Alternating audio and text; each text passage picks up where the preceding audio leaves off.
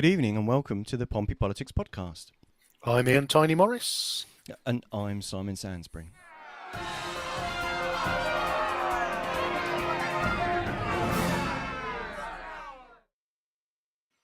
Evening, chum. And also Enid Blyton has decided, my cat has decided that she wishes to make an appearance on today's show, so we know we've got at least one extra fan involved.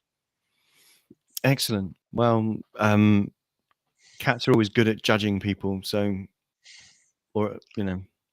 It's good to know. Yeah. Yes, good to know that you've got one on your side. So our plan today had originally been to go with two Supreme Court judgments. One on the Aquint pipeline, but the Supreme Court decided to defer a decision on that. So that's an area that we will. It's been running for a couple of years, but we will pick that one up in a future show, will we not? Yeah, indeed. We've touched base with our friends at Let's Stop Aquint, and they're indeed actually having a meeting tonight. So I'm sure we'll hear from them, and we'll see what news there is in the world of telling Aquint to stick it up their trench, basically. Well, indeed, yes, rather than our trench specifically through the centre of our fair city. But we did get one Supreme Court ruling, did we not? Our friends from Scotland petitioned the Supreme Court to say, go on, can we have another independence vote, please? And the Supreme Court said, no, you can't. No, well, the Supreme Court ruling was basically, it wasn't quite so Dickensian, but it was essentially that it's not a devolved matter as it wasn't in 2014. 2014 required basically an act of parliament to enable the legislation. I think it was Section 30 to be passed to Hollywood for them to be able to actually hold the referendum. So it was held with Westminster's support in 2014. This time that support is not forthcoming. No, and I guess as we get into this, and it may stun viewers to understand that we do a little bit of research before we leap into such topics, owing to the fact that neither you nor I are fundamentally Scottish in any way, shape, or form. So we thought we'd better do a bit of digging in our homework, and we have found many fascinating things and angles on this whole approach. And but I guess if we start with the fact that, as you say, the ruling was not as perhaps as simplistic as I've played it. You know, as you've said, it is the fact that the Scottish Parliament doesn't have the autonomy to call an independence vote itself, that it needs support, you know, effectively from Westminster. And at the moment, the government of the day is saying, well, no, we're not going to support this. Yeah, and that's the conundrum. So our question this evening is about the mechanisms or the practicalities of that, rather than the question of should Scotland be an independent country? Because as you say, we're two guys that live in Portsmouth. Short of going to the Isle of Wight, you couldn't really get much further south than Scotland. So we're literally the other end of the country. So definitely we cannot pretend to be experts on constitutional matters related to Scotland, or can we speak on behalf of either side of the Scottish debate? But there's some details that we've dug up that we wanted to talk through and thrash out, and hopefully with some contributions from the chat. We've made a note of some of the comments that have been made to our social media posts during the week, and that I'll speak to later on, and just to kind of get a feel for where people are on that. So is it worth kicking off with the audio clip of how the good people of the Scottish National Party in Westminster reacted to the news of the Supreme Court says no? Yeah, so these are some excerpts from Wednesday's PMQs, which obviously followed on not that shortly after the ruling from the Supreme Court. So yeah, let's hear what they had to say. Supreme Court clarified it of law, but the very point of democracy in this union is now at stake, and democracy will be denied, because whether Westminster likes it or not, last year the people of Scotland voted for a Scottish Parliament with a majority and the mandate to deliver an independence referendum. The Prime Minister has every right to oppose independence. He has no right to deny democracy to the people of Scotland. If the Prime Minister keeps blowing that referendum, will he at least be honest and confirm that the very idea that the United Kingdom is a voluntary union of nations is now dead and buried? Well, Mr. Speaker, let me start by saying we respect the clear and definitive ruling on the Supreme Court of the United Kingdom. And what I would say to the honourable gentleman, firstly, I am looking forward to also seeing the moderator of Scotland tomorrow.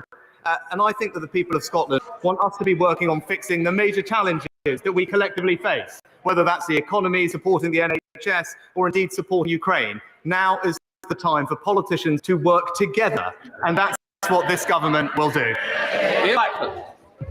Mr. Speaker, it is right that we respect the decision of the court. But the Prime Minister can't claim to respect the rule of law and then deny democracy in the very same breath.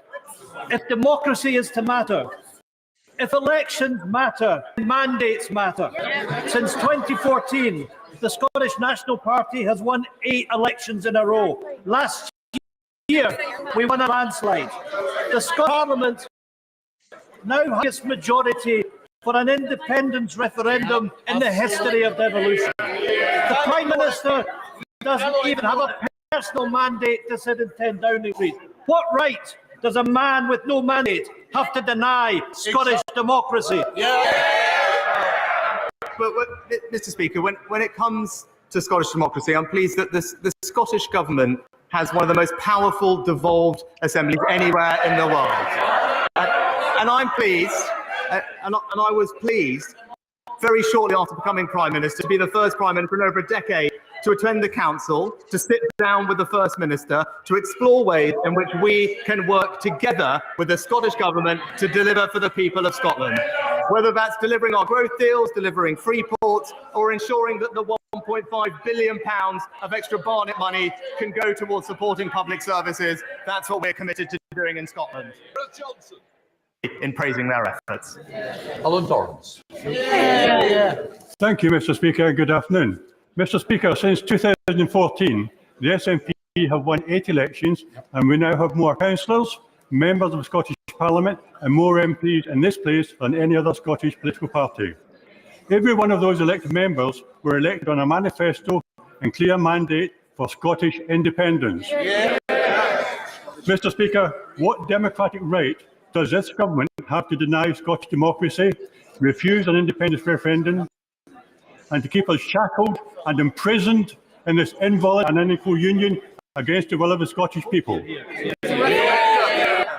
Well, Mr. Speaker, again, we respect the decision of the court today with regard to the referendum, and we're getting on with the business of working constructively, collaboratively, in partnership with the Scottish Government to deliver for his constituents. Indeed, the Ayrshire Growth Deal is investing over £100 million to make use of his region's strong industrial heritage, potentially making more use of renewable energy. That's the kind of positive project we should be focused on, and that's what we'll keep on delivering. Just 3 months ago, the appointed interim Prime Minister said in Scotland, and I quote, "We live in a union, which is of course there by consent and by democracy." And added, "I accept that." Well, Mr. Speaker, by their consent and by democracy, the Scottish people have already voted by a clear majority in the Scottish Parliament to have their say through a referendum on the independent future for Scotland. So it begs the ultimate question, Mr. Speaker. Can this Prime Minister tell us if he accepts Scottish democracy? And if so, how that's compatible with today's Supreme Court ruling that clearly exposes the myth that the UK is a voluntary union and is upheld by consent? Mr. Speaker, during the 2014 referendum, we were told that Scotland was an equal partner in a family of nations. Yet the disaster that is Brexit was forced on Scotland against our will, and we see devolution wound back by legislation such as the Internal Market Act. So if the Prime Minister still claims the UK is a voluntary union, can he explain the democratic route by which the people of Scotland get to make a choice over their own future? Mr. Speaker, the UK is a collaborative and constructive union that is delivering for the people of Scotland. Even in Ayrshire itself, where we're working collaboratively with the Scottish Government to invest in aerospace, advanced manufacturing and space. Those are the types of activities that will bring tangible benefit to the people in her region, and that's the right focus for the Government. Angela Evans. Thank you, Mr. Speaker. Scotland is a proud nation with a unique heritage. It is a valued member of our family of nations, a union of people bound through the generations by shared interests. Does my right honourable friend agree with me that this morning's Supreme Court decision gives the Scottish nationalists, the SNP, the opportunity for once to put the people of Scotland first?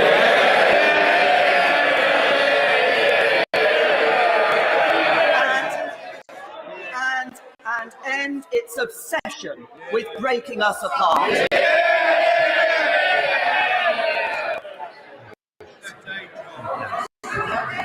I think that my right honourable friend put it very well, Mr. Speaker. Okay. So the last contribution there, obviously from previous PM. I know there are so many. Theresa May. Yes. Now, so many interesting angles to look at from that sound clip. And I think the interesting thing for me, the first piece, which appears to be the stance of the SNP. So the SNP there were drawing very clear parallels that say we're the largest party in Scotland, we keep winning elections, and we are a nationalist party. Ipso facto, the people of Scotland wish to leave the UK, and the fact that you won't let us, and again, the tone is let us leave rather than let us have a vote to see whether the majority want to leave, means there were words like shackled and imprisoned. Is it is that a fair synopsis of what the data tells us about the Scottish people? Yeah, before a brief history lesson, shall I go into some stuff about the recent elections and about the polling? Yeah, so let's again, as I say, I think it's important to look at that because the position very clearly that was taken by the SNP folk who spoke there.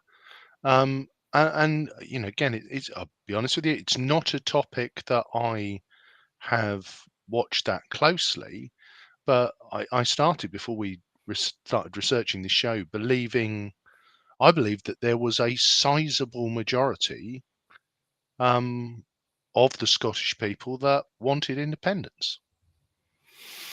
Right. Okay. So just to kind of headline that a little bit, then. So the independence referendum that took place in 2014, should Scotland be an independent country?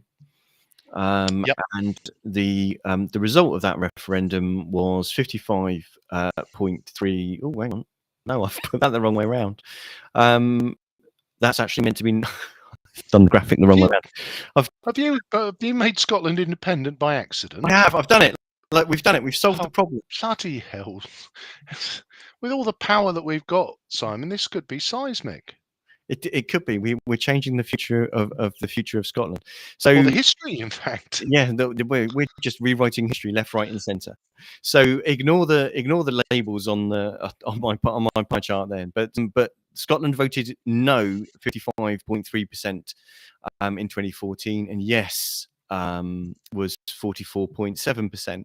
And interestingly enough, there have been several polls done since then, but the average of the last 40 weeks of polls have that figure actually not perhaps quite the seismic shift that the SNP were hoping for, which was 47% no, and I'm sure it's this way around now, and 44% yes, with 8% not sure. That's the average of all of the polls done in the last 40 weeks. Right, so let's if we just unpack that for a moment. So as we know, 52-48 can be a very significant majority in a referendum. So 55-45 is it's not a landslide by any stretch of the imagination, but it's a fairly significant it's a fairly significant gap. And if we look at that poll of polls, and again, we've got no axe to grind, have we? So there's an element of, if we take the 8% and we split it, we split it in half and say half will fall yes and half will fall no, then you're going to end up almost with a 51 and a bit to 48 no again. Oh God, not that dreaded Yeah. number again. It's not. We know that tends to seldom end a debate once and for all. But I think the thing that strikes me in this is the the SNP there were taking a very strong line that said, and there can be no doubt about their electoral success over the last 8 elections, and the way in which the popularity and the vote share and the number of SNP MPs that are returned has grown and grown and grown. So there is mass support for the SNP, but the kind of, if you like, the seismic or the parallel that seems to be drawn that suggests that is also that the same growth in SNP support translates across in support to Scottish independence. The numbers you've just shared there don't bear that out. Well, they certainly don't seem to tell the same story. If you look at Scottish MPs, so elected to Westminster, the last UK general election was 2019, which has got 48 SNP MPs, 6 Conservative, 1 Labour, 4 Liberal Democrat. If you go all the way back to 1997, so back when kind of devolution kicked off, although that wasn't the start of it, and we'll get to that in a minute. The numbers were quite reversed. The SNP had 6, Labour had 56, the Liberal Democrats had 10, and the Conservatives had 1. So there's been quite a change of fortune. So on one hand, you can't say, it's not a fair claim to say that the SNP don't represent people in Scotland, because people in Scotland obviously keep voting for them. The question is that does that translate into support for independence itself? No, but then again, that speaks to, Nicola Sturgeon herself said that her preferred mechanism for testing the question again would be a referendum. But in absence of the ability to do that, so in light of the judgment on Wednesday, that what she's going to do is treat the outcome of the general election, whenever that comes next, as if the SNP have a majority, then they're going to treat that as a mandate to pursue negotiations for independence. But do either of these numbers translate into an overwhelming majority of Scots being in favour of independence? No, that's not what the numbers are saying. No, and that's not. And again, look, if you were Nicola Sturgeon and you were of that mindset, then of course you are looking at a situation where having analysed a number of data sets across political changes over the years, that data set that you've just shared there says a very clear message, doesn't it? The support for Labour north of the border has absolutely collapsed, and all of that support has almost directly transferred to the SNP. And if I was to look at it objectively, if you look at the SNP's performance north of the border in terms of delivering on some of those social ideals, around the welfare state, around, dentistry, prescriptions, care. There is an element of they have been, at the time when, the Conservatives were, rightly in my opinion, pursuing an austerity plan south of the border. The SNP have shielded the people from Scotland from that austerity, and we can come on to why they were able to do that as we look a bit deeper. But ultimately, if you were a socialist north of the border and in Scotland, you could either vote for a Labour Party that's proved ineffective as an opposition south of the border, or the Scottish National Party, which has, is effectively, or can at least claim to be delivering on the socialist manifesto in Scotland. So I'm not sure that there is not a specious link between support for the SNP for me is support for a socialist agenda. I'm not sure that data says it's a vote for the nationalist agenda, although I can see absolutely why Nicola Sturgeon will say, well, we'll treat this as a referendum because we know everybody's going to vote for us anyway. Yeah, and I guess you could mirror back a similar response to the result of our referendum, in the sense of it was a narrow majority, but the government kept saying that because it had been elected to power, because it just kept having elections afterwards because it couldn't seem to do anything, it was then returned in 2017 with a much smaller majority. Gamble didn't pay off, and British public got hacked off and returned them with a whopping majority in 2019. And the government were then able to claim that gave them a mandate to do basically whatever the heck they liked. And there's a whole other show about whether that was the case. But from a perspective of, this is the thing, referendums enable you to answer a specific question.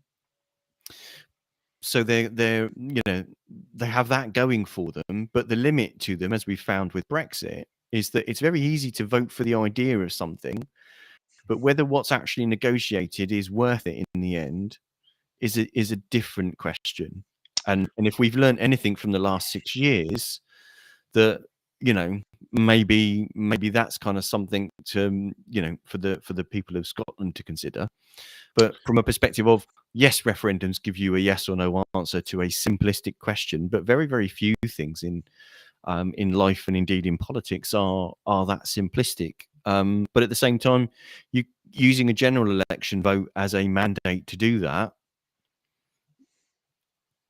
it's not really ideal. But then again, to be fair, that's what Nicola Sturgeon said herself. She said, well, I'd rather have a referendum, but can't have that, so I'm going to do this. I mean, and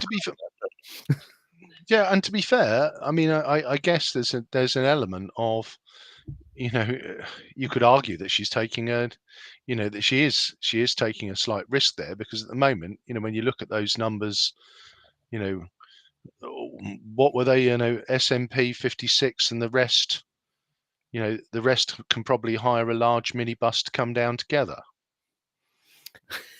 For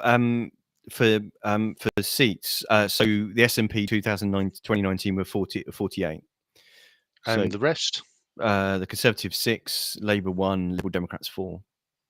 Yeah, so 12-seater minibus with a driver, and they can all get down to Westminster. So again, are you taking a risk there by saying, well, we're going to make this a mandate about the SNP? Well, the Conservatives have never done anything north of the border. So if I look at it, Labour used to rule the roost and don't, and the Lib Dems have always been, have always had their pockets, and you can say, well, there is no second party that's going to present a realistic challenge to the SNP, is there? No. And although they were the party with the highest percentage of the vote, they didn't have more than 50% of the vote. Most people voted for someone else.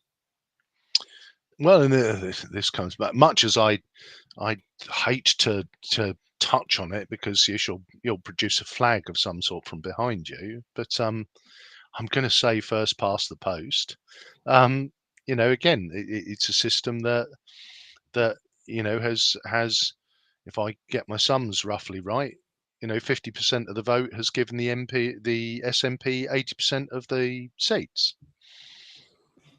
Yeah, and that's interesting because the Scottish MPs are elected under first past the post, but the MSPs aren't elected under first past the post. And am I correct that the SNP is actually in coalition with the Greens to run the Scottish Parliament? Or do they have an outright majority? No, they are in coalition with the Greens. So, as for the MSPs, so the SNP have 64, the Conservatives have 31, Labour has 22, the Liberal Democrats have 4, and the Greens have 8. So, and if you compare that to the earliest Scottish Parliament elections, which were in 1999. SNP started out with 35, the Conservatives 18. So both of them have nearly doubled their vote share. Their share of the seats. Labour have gone from 56 to the 22, so nearly a third of their vote share. And the Liberal Democrats have gone from 17 to 4, so nearly a quarter of their vote share. And the Greens have gone from 1 to 8. So, it's an interesting turn of numbers. But in that respect, again, most. Sorry, go on. Yeah, but the data clearly shows again that the SNP are taking their vote share from Labour, and possibly a bit from the Lib Dem. It is an element of, I think they are as I've hypothesized there, it's a takeover. It's a takeover of the left-leaning vote. It isn't. To me, I can't see anything that shows me that there is a seismic shift in Scottish politics that says that the nationalist agenda. I mean, they probably argue that, well, that's why the people have moved away from Labour, because we're all socialists together, but thus you get the added bonus of independence. But the poll of polls and the 2014 election result itself, and let's look at that. That was what, again, that was some 15, 16 years after devolution. Doesn't really bear out. No, if what you were expecting to see was a 70-80% majority in favour of independence, that's not what the polls and not what the elections are saying. So in that respect, considering how painful it is to hold that, to hold a referendum or to reopen it at this point, that's kind of the thing. But has the mechanisms of the politics inside and outside Scotland driven the supporters of independence to leave the other parties they might have been in? As you say, predominantly seems to be Labour and the Liberal Democrats, and rowing behind the SNP. I mean, the Lib Dems lost lots of members that were in favour of Brexit, because there were actually Lib Dems that were in favour of Brexit.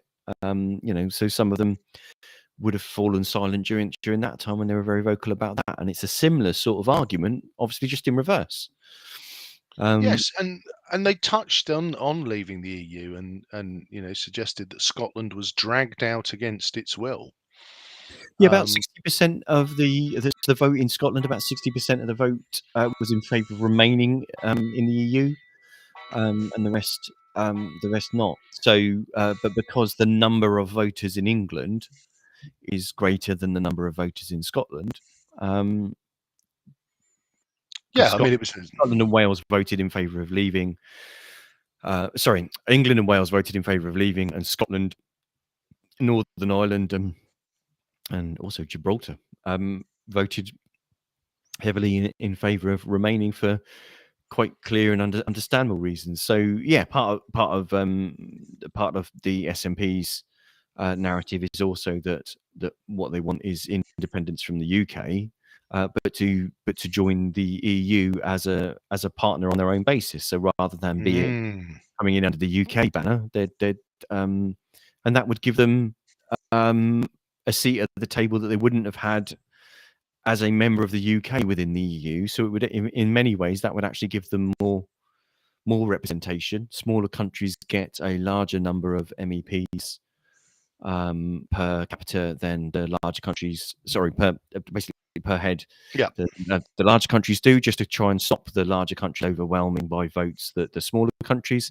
And just by having a place on the Council of Europe, it means that they basically they get a say in the formation of laws across the EU. So in that respect, there's a different sort of electoral and representative mechanism in the EU. So I think there's a quite an easy point to make of, well, you're leaving the UK in order to be able to rejoin the EU, but the representation argument is quite different. But sorry, go on. Yeah, and I think that is a very interesting point to unpick, because if that is part of the rationale for the direction of travel, then it does start to ask us some very significant questions around, whether Scotland would be eligible to join the EU. But there are also some very, very kind of puzzling parallel kind of elements of, well, Scotland was very clear about wanting to remain in the EU, and that makes for me absolute sense in terms of, if you leave out any kind of ideological based arguments, then the UK as a whole was a net financial contributor. But again, there's the argument about benefit in kind and everything else. But ultimately, the EU paid cash in and then got support back through EU grants. And Scotland as a nation was a net beneficiary of those grants. So as being part of the EU, being a country that, again, that there are elements of economic deprivation and social deprivation, which meant that they were eligible to receive chunks of EU funding. I absolutely get it from from a Scottish perspective that says, well, that's why we wanted to stay in the EU, chum. But and this is where the flip comes in. Go on, and I'll hold them flip off for a minute. Yeah, no. If you can hold on to your flip for a second, I think their argument would be that those aren't the only reasons that, and this is where there's almost I don't know if it's like one of those mirror universe episodes of Star Trek, right? Where suddenly all of the characters that are the good guys are the bad guys, and they've got evil traits, and it's almost this kind of flipping of the argument in the universe. And I'm not saying anybody's good and bad in this. I just find it really interesting from a mental dilemma perspective of, if you were against the UK leaving the EU, because you feel that we're better together, then you should be in favour of of Scotland remaining in the UK, surely, because we're better together, and therefore there are some things as we do better as an international organisation rather than on our own. All of those sorts of arguments. But at the same time, those that were desperately in favour of leaving the EU because they wanted independence and they wanted the ability to write their own laws and to set their own tax levels and all of those sorts of familiar arguments that we won't get into because it's a whole other show. You can't also be against Scottish independence, surely, because that's denying the independence that you wanted from the EU for Scotland. What Scotland does with that independence is a matter for her people to decide, whether they decide to rejoin the EU if they're allowed to, assuming that's the case, or not. So, but there's also the parallel of the whole arguments of a lot of the problems. Do you want to go to your flip? Because I was going to talk about customs unions and stuff very quickly. Yeah. So the flip for me, Mm. yeah. So the flip for me is that you have a situation where, and I think Rishi Sunak touched on it, that said that Scotland has the the most powers of any devolved nation anywhere in the world, and they have tax setting and raising powers now. That was brought into place in 2015. But somebody mentioned it, which is the Barnett formula. Now, effectively, what that means is that the all of the things that all of the tactic. Oh, I'm sorry, I've just got echo there. Can you still hear me? Fine? I can still hear you fine. Yeah, there was a bit of a clip on the line, but I can still hear you. No worries. So there's an element of all that money, all the revenue that comes into the UK. The UK then gives back what's called the block grant to Scotland, and effectively any objective measure of that says that Scotland gets back more money than it pays in. In 1997, Scotland were took control of local business rates. And the Institute for Fiscal Studies in 2015 looked at that and said, well, the block grant should have come down further than it has. So, at the moment, Scotland are taking the money in with the business grants and still getting a block grant. That means they're about £1 billion a year better off than they should be. In 2012, to start collecting stamp duty on sales of property in Scotland. And again, by 2015, they agree a mechanism of how the element of the block grant that came back for stamp duty should be adjusted. So Scotland was in a position where it was collecting the stamp duty and collecting the block grant. And similarly, as Scotland has got devolved tax powers, there is still an element of, whilst the block grant is being adjusted, it tends to lag by a good 2 or 3 years, which means that Scotland continues to get a bigger share of the pie than it should be. And I'm going to use the word entitled to, and some people can get angry about that, but the way the formula works is that it is beneficial to the people of Scotland. And this is ultimately how the SNP have been able to fund the better standard of welfare that the people of Scotland experience compared to those south of the border. So I kind of look at it, and you're right about that, that freedom and independence, the wrapping yourself in the flag argument that was there for whether we left or stayed in the EU. But if you look at this in cold, hard financial cash terms, and I don't mean, net benefits and benefit in kind and all those abstracts, which are undoubtedly true, Scotland gets a pretty sweet deal out of this financially. So the financial argument for independence. I mean,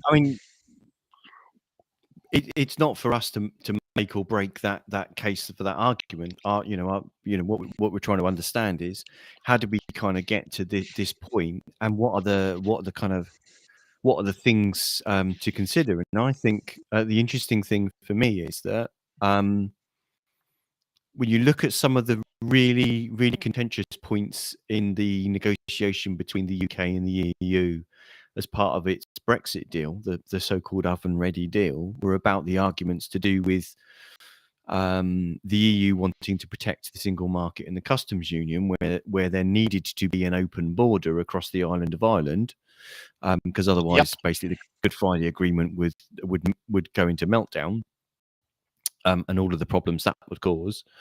All of those arguments get visited again, because you'd have the same situation if Scotland were to leave the UK, and then eventually to leave the EU. Then we actually just have the same issue of a land border that will be. I'm not saying it's going to be contentious in the same way, but it will be contentious for all the people that are quite used to driving backwards and forwards every day, without it being a noticeable thing, them driving across the border.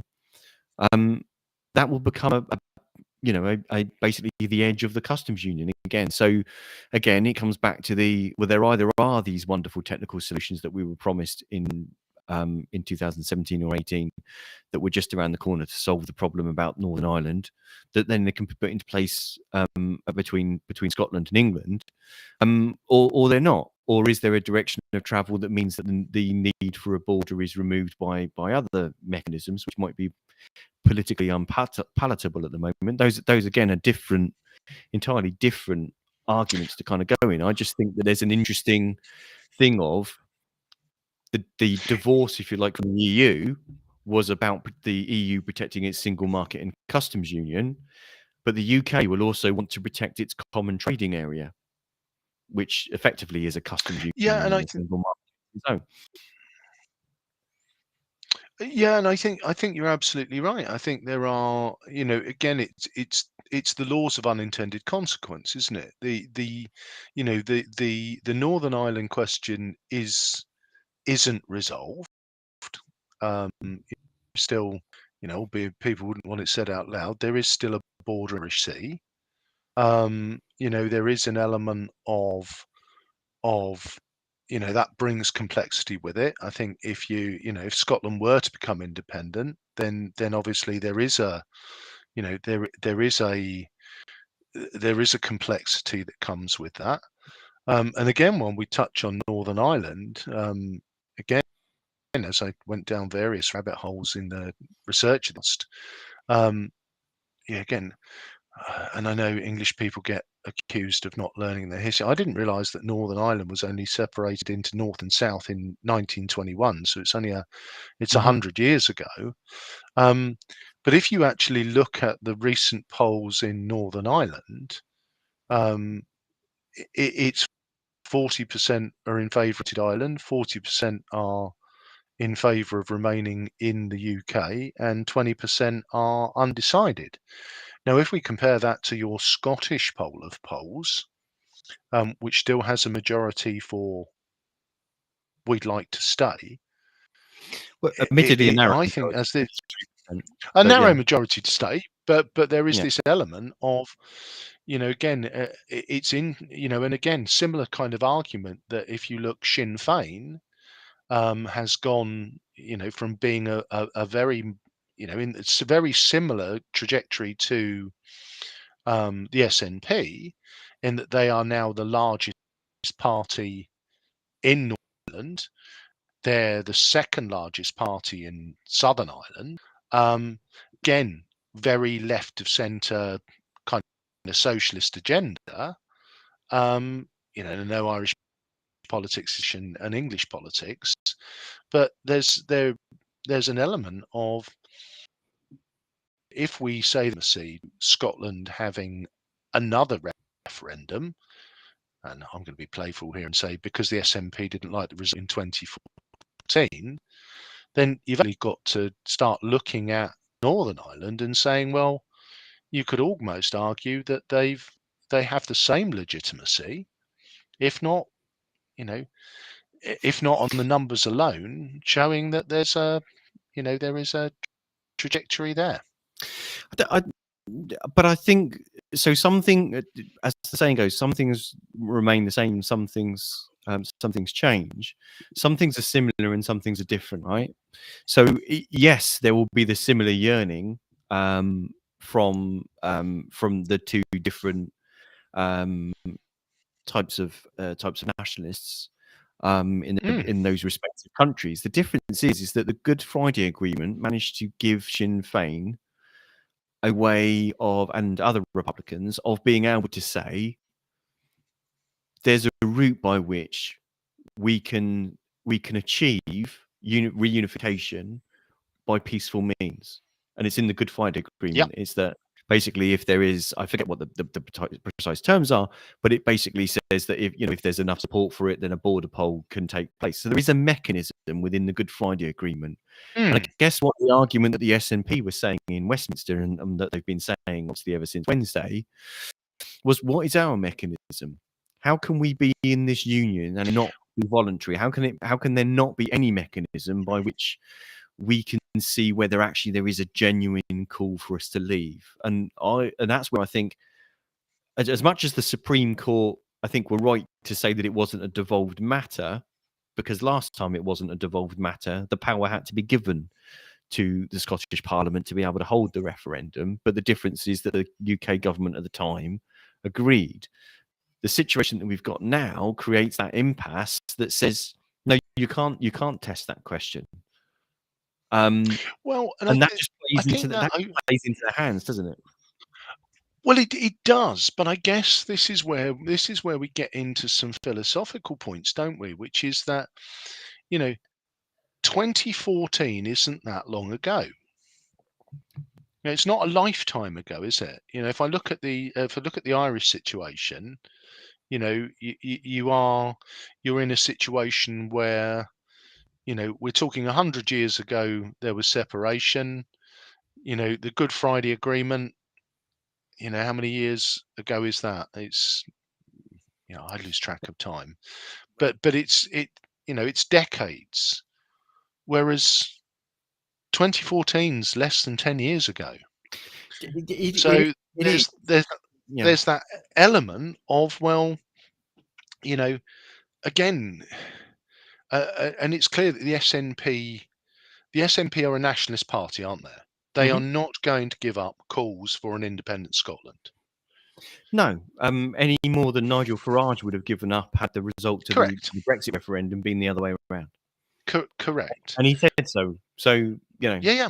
But I guess that there's that moment, isn't it? The political party is quite literally named with one function in mind, and exists to perform that.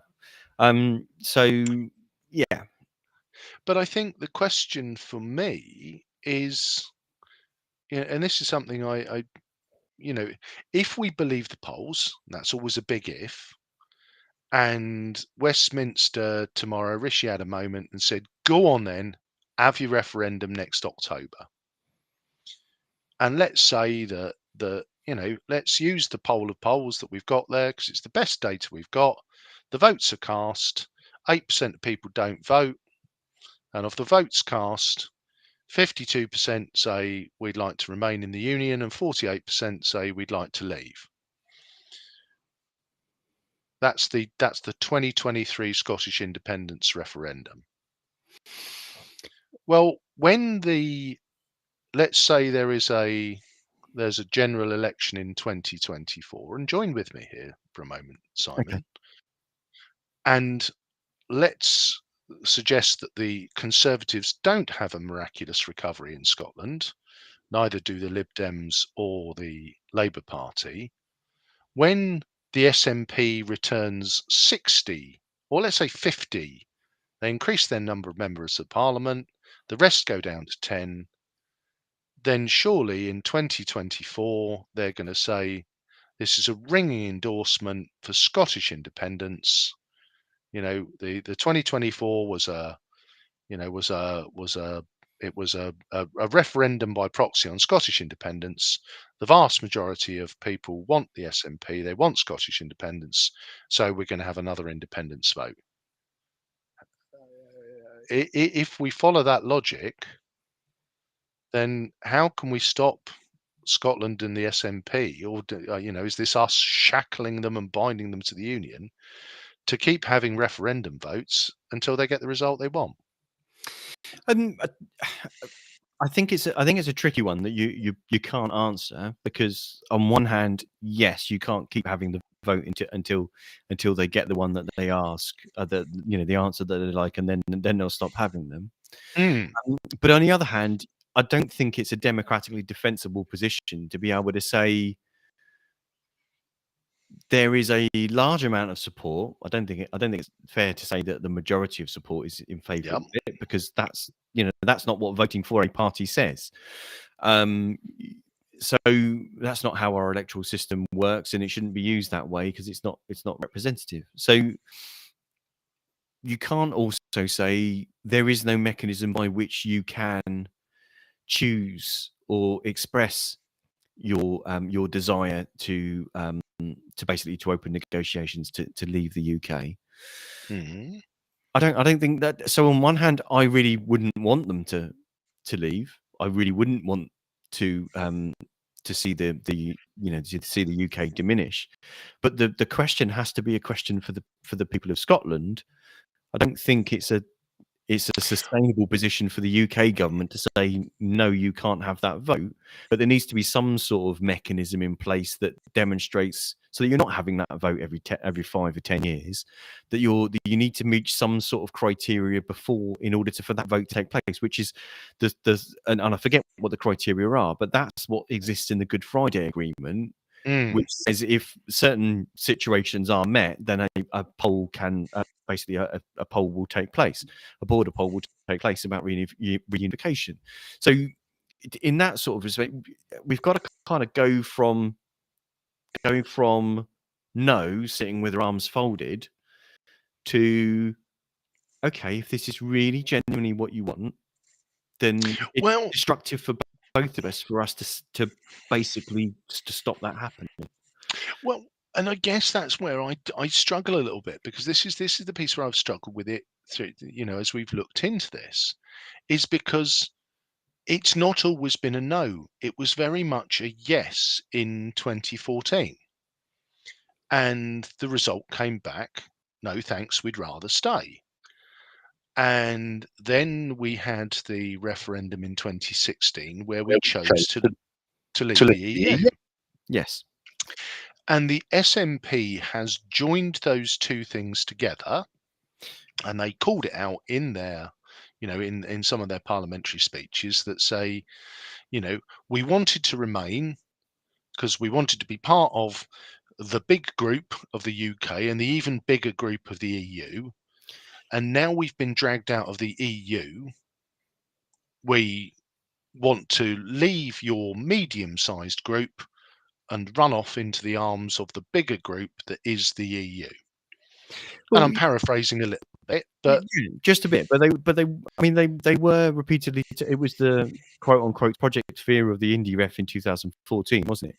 Was the only way to secure your place in the EU, because there's no guarantee that you'll be allowed to rejoin the EU, because there are all sorts of arguments about whether that would cause problems for Spain. About some separate, some independence and separatist movements in Spain.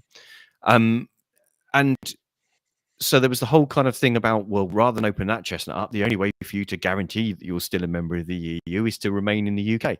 So to be fair, the Stronger Together campaign used that, and it's backfired on them, because the Conservative government then pursued a referendum on Brexit, which they then lost because they ran a completely dreadful Remain campaign that told them only how shit it would be to leave instead of all the reasons why you should stay.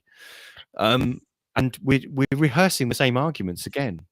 They're trying to do the same thing again. Of rather than say it will be great for you to stay because of this, this, and this. Westminster, you can see the narrative already boiling over of, well, if you leave, it'll be crap. It'll be horrible for you. And it's the same. I guess the piece for me which is missing, and this is where it's that route to why we should have another one so soon, which I think is what we're settling on, is the missing piece of the jigsaw, is if that poll of polls that you touched on was 60-40 leave, if there was not, not a decisive vote, but a clear groundswell of Scottish opinion that was, no, we really are indignant about the 2016 result. We really don't want to be part of this party anymore. We don't want to be part of this union anymore.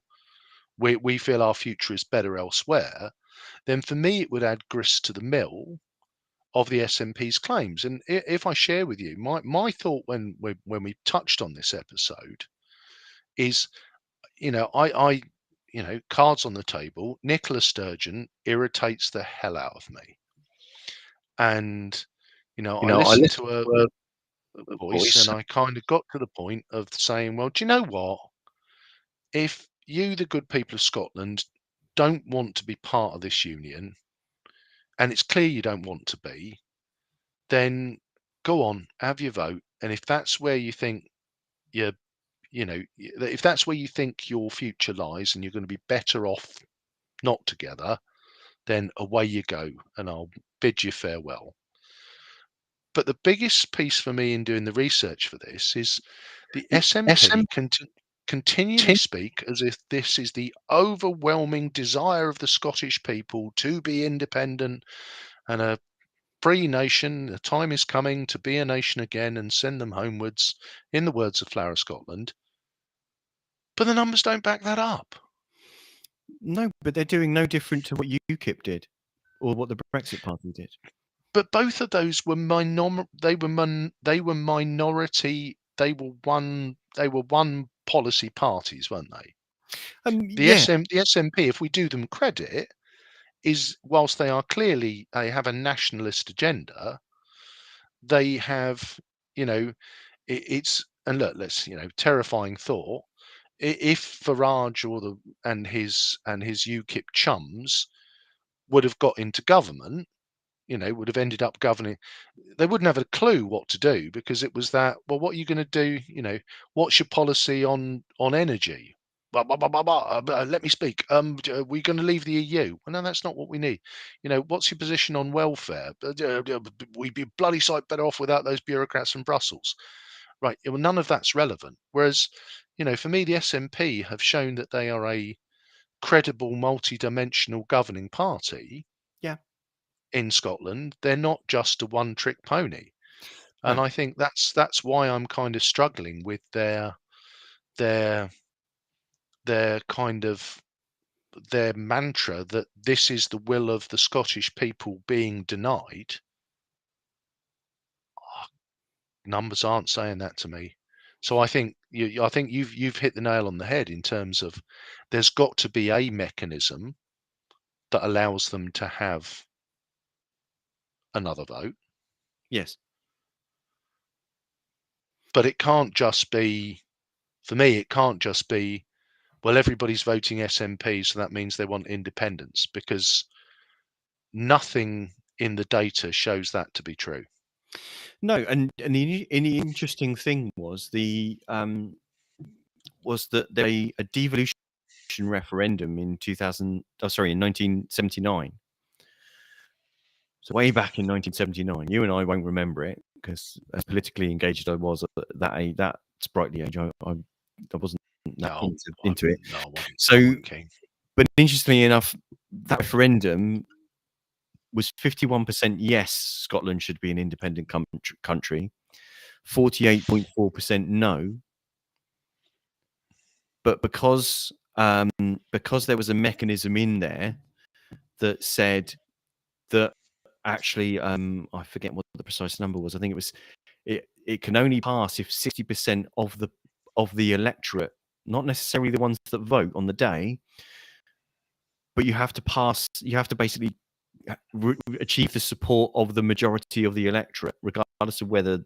Does that make sense? So if there's 100,000 people and only 50,000 of them vote, and 30,000 of them vote for you, you haven't got the support of the majority. You've just got the support of the majority that voted. Now, without rehearsing the argument, that's the whole argument. That's one of the democratic arguments against the type of Brexit that's been pursued with the UK government. But let's take those painful experiences and learn from them, and that bit of the past that says there are mechanisms that you can put in place that say, rather than it be a straight, you just have to have 1% more than the other people, than the other side of the argument, that it's actually it has to be an overwhelming view of the majority of the people entitled to vote. And that way, that actually the majority of the people are in favour of it, rather than just the people that turned up on the day. And that looks like the way forward. We are coming to the end of time. As again, we've flown through. Just touching on, you said we had some comments and observations. Do we just want to touch on those quickly before we close out? Yeah. So when I posted about the show, we got some comments come in. So Lynn's response was, let them have another vote if that's what they want. But David's response was, but they don't, and that's the point, and that's kind of the conversation we've been having. He also pointed out later on that the Scots had a referendum because the one in 2014 because Parliament had allowed it, and you can't keep having them until you get the answer that you want.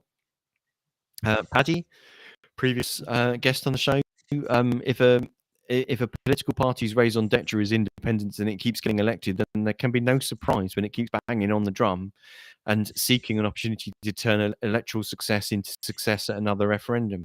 It's in the hands of the Scottish electorate if they want to stop the never-ending calls for another vote. Gary says, could the SNP hold a referendum to ask whether the population wants a second referendum?